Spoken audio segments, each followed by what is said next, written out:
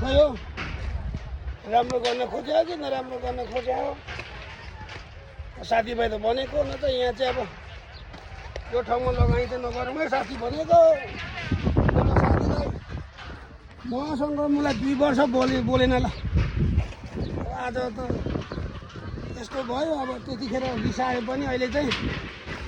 त्यो फटा आलोकले ठिकै भइरहेछ भन्ने सम्झिनै छ कि जस्तो त लागिरहेको छ अब सिकाउनु भएन सहयोग चाहियो 800 गएछौँ अझै पनि दिन्छ अब साथीभाइहरू अब अलिक चित्त नदुखाएको सहयोग मागिन्छ भने अझै पनि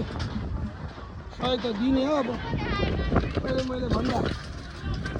अब साथी रिसाएर 2 वर्षलाई त बोलेनन् अब अहिले त हेर्दा त बेकार न सक्यो पैसा पनि खेर गयो लन्थङ बन्थङ